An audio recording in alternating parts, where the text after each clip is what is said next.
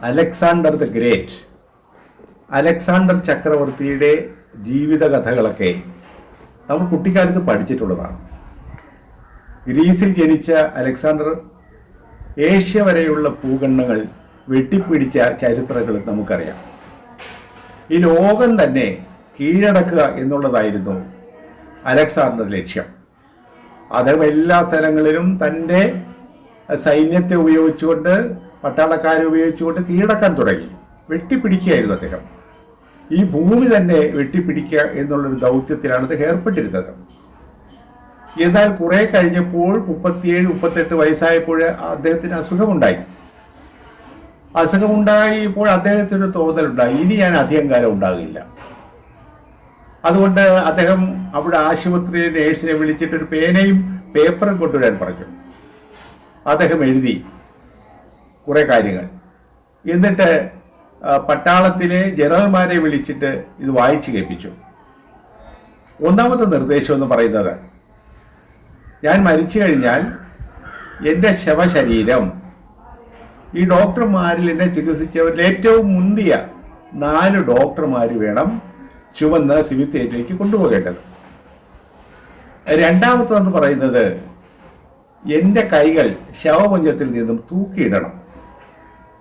മൂന്നാമത്തെ നിർദ്ദേശം, എൻ്റെ ശവം കൊണ്ടുപോകുന്ന വഴികളിലെല്ലാം ഞാൻ ഉണ്ടാക്കിയെടുത്ത സ്വർണ്ണ നാണയങ്ങൾ വിതരണം. അപ്പോൾ പട്ടാള ജനറൽ ചോദിച്ചു, ഇതിൻ്റെ ഉദ്ദേശം എന്താണെന്ന് ചോദിച്ചു.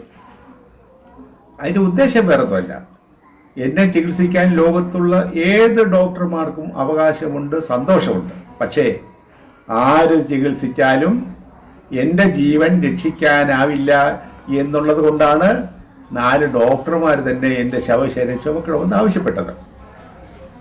എൻ്റെ കൈകൾ തൂക്കിയിട്ടിരിക്കുന്നതിൻ്റെ കാര്യം, ഞാൻ ഈ കൈ വെറും കൈയോടാണ് പോകുന്നത്. എൻ്റെ അവസാന യാത്ര ഞാൻ വെറും കൈയോടാണ് പോകുന്നത്. നമുക്കറിയാമല്ലോ, മുറുക്കി പിടിച്ച കൈയുമായിട്ടാണ് മനുഷ്യൻ ജനിക്കുന്നത് ഈ ഭൂമിയിലേക്ക്.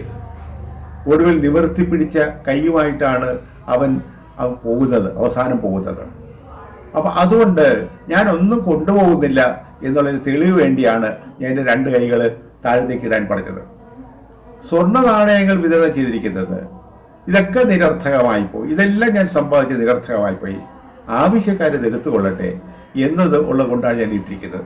ഇതാണ് അലക്സാണ്ടർ ചക്രവർത്തിയുടെ 3 അന്ത്യ അഭിലാഷങ്ങൾ.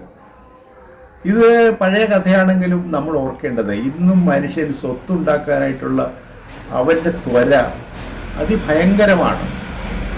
സ്വത്ത് സമ്പാദിക്കുകയാണ്, വലിയ കെട്ടിടങ്ങൾ പണിയുന്നു. പക്ഷെ കെട്ടിടങ്ങൾ പണിയുന്നവർക്കാർക്കും പലർക്കും ഇതിനകത്ത് കിടക്കാനായിട്ടുള്ള അവസരങ്ങൾ ലഭിക്കുന്നില്ല. പല വമ്പന്മാർക്ക് റോൾസ് റോയ്സ് ഉൾപ്പെടെയുള്ള ഉന്നതമായ കാറുകളുണ്ട്. ഒരു കാറിലും അവന് സഞ്ചരിക്കാൻ പറ്റുന്നില്ല. ആശുപത്രിയിൽ അവൻ സഞ്ചരിക്കുന്നത് വീൽ ചെയറിലാണ്. ലോകത്തിൻ്റെ നാനാഭാഗങ്ങളിൽ നിന്ന് വാങ്ങിച്ച വസ്ത്രങ്ങൾ, കോട്ടുകൾ എല്ലാം അവൻ്റെ വീട്ടിലുണ്ട്. പക്ഷെ ആശുപത്രിക്കാർ കൊടുക്കുന്ന ഒരു കുപ്പായം മാത്രമാണ് വീടെടുത്തത്. ഇതൊക്കെ നമ്മൾ മനസ്സിലാക്കണം. നമ്മൾ ആരും ഇതൊന്നും എങ്ങോട്ടും കൊണ്ടുപോകുന്നില്ല. നമ്മൾ കൂടുതൽ സമ്പാദിച്ചിട്ടുണ്ടെങ്കിൽ ഇത് സാധുക്കൾക്ക് വിതരണം ചെയ്യാൻ തയ്യാറാകണം.